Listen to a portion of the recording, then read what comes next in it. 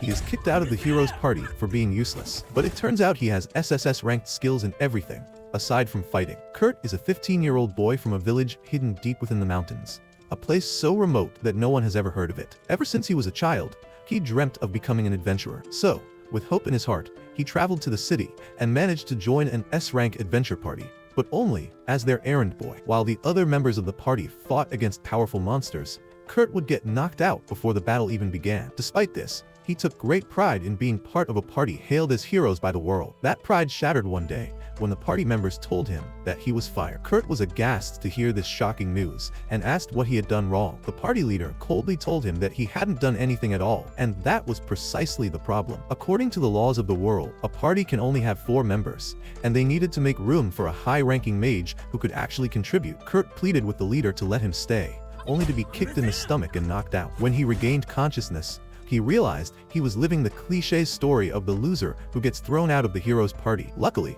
Kurt didn't spend time whining about it. He immediately headed to the next city and visited a temp agency to look for a job. As soon as he entered the building, he was greeted by an overly excited receptionist who jumped into interviewing him for employment. She was surprised to learn that he had just been fired from the party that had recently been promoted to SS rank. Kurt became depressed talking about it, but the receptionist quickly tried to cheer him up, saying it would actually look great on his resume. She then took him for an aptitude test to check for any hidden skills, but all his combat-oriented scores came back as G rank. This disheartened Kurt even more. The receptionist informed him that the specialist who could test his non-combat skills would return next week. Kurt meekly admitted that he was flat broke. Feeling sympathetic, the receptionist decided to give him another chance. She asked him to lift a sandbag lying in the corner. As Kurt picked it up, he felt it sucking in his mana and becoming incredibly heavy. The receptionist quickly told him to drop it. Seeing that he had basic strength and fitness, she suggested he try construction work to earn some money. Grateful, Kurt accepted the offer. At the construction site, a grumpy man glanced at Kurt's resume and then skeptically at his thin, twink-like body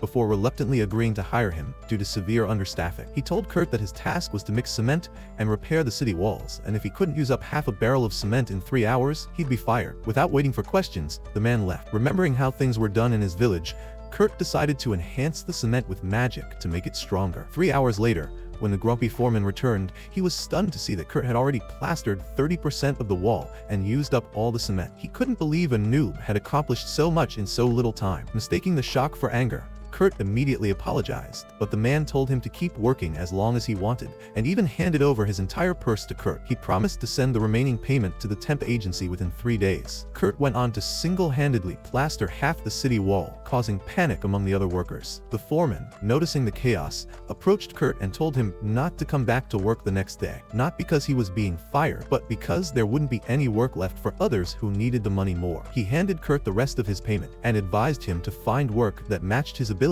in the royal capital. Kurt, however, full of self-doubt, assumed the man was just trying to get rid of him. He returned to the temp agency and sadly informed the receptionist that he'd lost his job. At that moment, a tanned beauty could be heard arguing with another receptionist about a job offer. Kurt's receptionist went over to speak with the girl, named Ulia, who was looking for a miner to explore a mountain, but she would only pay them if they found something valuable. The receptionists told Ulia her offer wasn't reasonable, but Kurt, desperate, asked her to hire him since he had mining experience from his village. The receptionist warned him there was a good chance he wouldn't get paid, and even Ulia commented that she was looking for a strong dwarf, not a twink. However, she admitted she had no money to hire a dwarf, so she agreed to take Kurt along. As they left, the receptionist began fantasizing about hiring Kurt as her submissive boy toy, when suddenly her colleague informed her that the construction boss had sent Kurt's remaining payment. When she saw the check, 200 gold coins, she was flabbergasted and tripped over the sandbags. Her colleague helped her up, telling her the sandbags were special devices used to measure magical capacity and could only be activated by those on the level of royal mages. She tried moving them again, but they didn't react to her at all, making her wonder just how powerful Kurt really was. Meanwhile, Ulia took Kurt to her base on the mountain and informed him that they would be sleeping in the same tent that night. Kurt got flustered, worried he wouldn't be able to control himself around such a cute girl. Ulia lost her cool when she heard him call her cute. He was the first guy to ever say that to her. After teasing him for trying to butter her up, she gave him dinner, a single boiled potato. Yet to Kurt, it was delicious. It had been a long time since someone else had cooked for him. That night, As they slept in the same tent, Kurt felt his sword rising when he saw Ulia sleeping defenselessly. Being a gentleman and a bit of a wuss, he went outside to rub a quick one out and ended up sleeping there. Unbeknownst to him, Ulia had been testing him to see if he was better than a bear. His gentlemanly behavior and cute looks stirred something in her. The next morning, Ulia found Kurt sleeping outside and noticed that he had repaired her coat during the night. As she admired his skills, Kurt woke up and Ulia got down to business. She explained that they needed to earn 10 gold coins by the end of the week,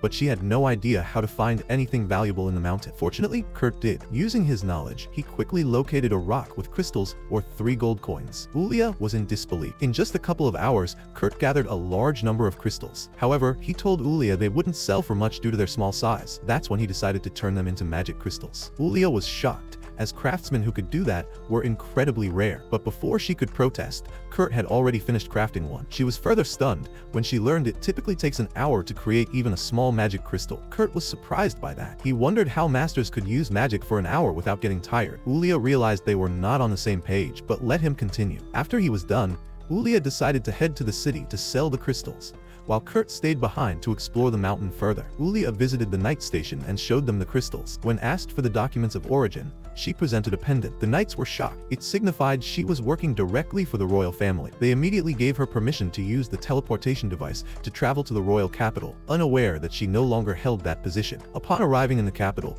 Ulia visited her friend Mimiko to sell the crystals. Initially, Mimiko claimed they weren't worth much since they weren't glowing, but after a closer look, she offered to buy one for 10 gold coins. Ulia was stunned. Mimiko explained that the crystals contained 10 times more mana than usual, and they didn't glow because they weren't leaking any. When Ulia revealed she had 49 more, Mimiko bought all of them immediately. After sealing the deal, Mimiko asked about the creator of the crystals. Ulia refused to reveal Kurt's identity without his permission. Even when Mimiko, the royal court mage, tried to command her, she stood her ground. In the end, Mimiko asked her to make sure the craftsman didn't leave the country, and to inform him that he could receive a noble rank and the position of a court mage if he agreed to serve the kingdom. Ulia agreed and left the shop in a panic. She returned to the city the next morning and rushed to the temp agency to ask about Kurt. The receptionist tried to protect his identity, but Ulia used her royal pass to access his file. She was stunned to read about everything Kurt had already accomplished. She ordered the receptionist to never share Kurt's information with anyone. Then, she deposited the entire amount from the crystal sales into Kurt's name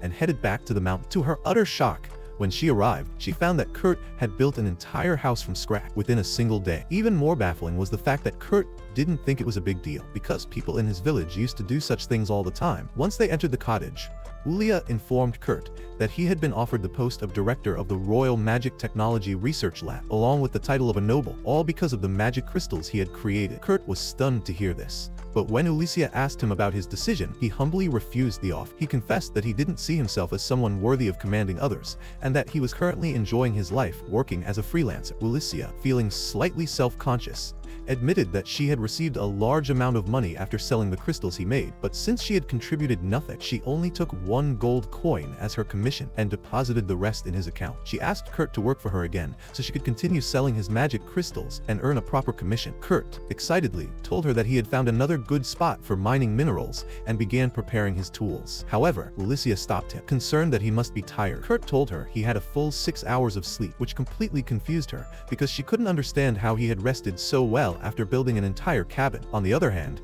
Kurt misunderstood her reaction and thought she was upset because he slept too much. After all, he had only slept 4 hours a day when he was with the S-Rank adventurer party. After that, Kurt led her to the new mining spot and advised her not to dig deeper than 50 meters. Leaving her there, he returned to the previous spot where they had found the crystals to continue his work. A few hours later, Ulia successfully unearthed a football-sized topaz and was thrilled by her own success. She then went to check on Kurt, mentally prepared to see another cave, but was utterly shocked to discover that Kurt had built an entire proper mine inside the mountain. The mine even had glowing moss on its walls, eliminating the need for additional lighting. As Ulia was freaking out, Kurt casually walked in carrying a crate full of rocks. Curious, she asked him how his work had gone, praying he wouldn't hit her with another unbelievable surprise. Kurt, slightly disappointed, told her that he had only found a small amount of the mineral he was looking for, and the rest of the rocks were just useless stone. Ulia was mildly relieved until Kurt revealed that the useless stones were called myethil. She was dumbfounded. In his village, myethil was so common that they would throw it away, but Ulia felt her brain short-circuiting because myethil was more expensive than platinum or diamond. Overwhelmed, she collapsed to her knees in disbelief. Gathering her composure, she asked him what the other rare mineral was, and Kurt handed her a sample of orichalcum. Ulia immediately recognized it as the legendary Metal of Gods, and asked how on earth he found something so rare. Kurt casually explained that orichalcum could be found anywhere in the world if one dug deeper than 7 kilometers. Ulia couldn't even muster the energy to be surprised anymore, and simply confirmed whether he had actually dug 7 kilometers and returned in the time it took her to mine a single gem. Just then, golden rays of sunlight streamed into the mine from the other side, and she realized that Kurt had actually dug a tunnel clean through the mountain. Even though it was a feat worthy of legends, she accepted it as a normal occurrence with Kurt. Fortunately, the tunnel could now serve as a shortcut between the village and the nearby city, significantly reducing travel time. Ulia decided to charge licensed merchants a maintenance fee to use the tunnel, which would be enough to cover all her taxes and expenses. A couple of days later, Kurt went to the city and ran into Bandana,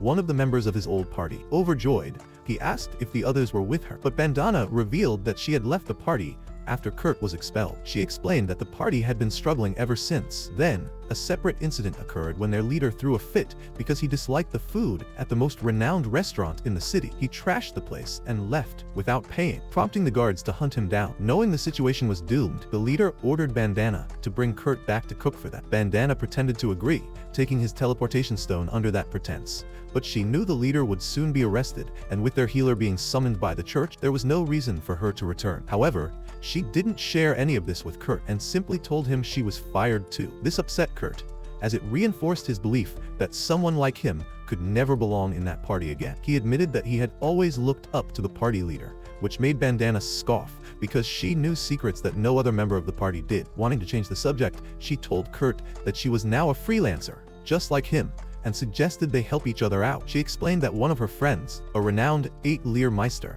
one of the 15 master craftsmen of the kingdom, needed help urgently. She asked Kurt to assist, and he couldn't refuse her. Following the directions on a map she gave him, Kurt arrived at the master craftsman's workshop and was greeted at the door by a cute elf. Initially, he thought she was the 8-Leer Meister herself, but she introduced herself as Michelle, the assistant. She cheerfully led him inside as he explained he was sent by Bandana. However, the moment Kurt stepped in, he regretted his decision. The place reeked worse than any bachelor pad he had ever encountered and was in total disarray. Michelle casually told him she needed his help to clean the place. Kurt realized he had been called in for chores, not to assist with any real crafting. Just then, Michelle was summoned to the workshop, leaving him to the mess. Not one to back down, Kurt pulled out his cleaning supplies, and in just 30 minutes, transformed the filthy kitchen into a spotless haven. Curious, he followed the hallway and knocked on a door. A voice inside told him to enter, and he did, only to find a girl undressing. Mortified, Kurt tried to look away, but the girl didn't mind at all and calmly greeted him. He noticed a curse mark on her stomach and, worried, asked for permission to inspect it. He sensed that she was in a bad state, but still healthy enough to feel hunger, so he decided to cook something light for her. Meanwhile, Ulicia had taken the myethil and orichalcum to her friend Mimiko, who appraised their combined value at over 50,000 gold coins. Both of them were stunned by the sheer worth, and Mimiko wondered how someone like Kurt had remained unknown for so long. Ulia confessed she didn't know either, but revealed her plan to make Kurt an alley meister and become his personal bodyguard. However, the biggest challenge was that Kurt grossly underestimated himself. Back at the workshop, Kurt finished preparing a light porridge for the cursed girl just as Michelle returned to the kitchen with her master, Alia. Both were shocked to find the kitchen so clean. Kurt quickly apologized to Alia for using her kitchen without permission and explained that he had prepared food for the cursed girl. Alia made him swear not to tell anyone about her. With that, she gave Kurt his payment for the day and sent him off, but felt uneasy about having let an outsider meet someone so important. Afterward, Alia returned to the girl's room, her only student Lies, and helped her dress. Alia insisted on testing the food for poison, but Lies refused, saying she trusted Kurt. Alia reluctantly agreed, and Lies ate the porridge. She loved the taste, but suddenly groaned in pain and collapsed. Panicked, Alia thought she had made a terrible mistake, but as she ran to get an antidote, Lies abruptly stood up and declared that the curse had been lifted. She even showed Alia that the mark had vanished. Alia was in disbelief. She, a master craftsman, hadn't been able to lift the curse, and yet this boy, this Kurt, had done it through food. Not wasting any time, Alia brought Lies to Mimiko's shop in the capital. When Mimiko asked why they had come, Lies revealed her face. Both Mimiko and Ulicia immediately fell to their knees. Lies was none other than the third princess of the kingdom. Alia explained that Lies' mother hailed from a neighboring country, and that Lies herself was the only reason peace was maintained between the two kingdoms. She had been cursed in an attempt to incite war, but that curse had been broken today. Alia asked Mimiko to help investigate who had cast the curse, but Mimiko was more intrigued by how the curse had been broken. Lies smiled and told them the name of the man responsible, Kurt. At that, both Mimiko and Ulysia freaked out once again. Somehow, Kurt had managed to insert himself into yet another world-shaking incident. Lies explained that the curse placed on her had been broken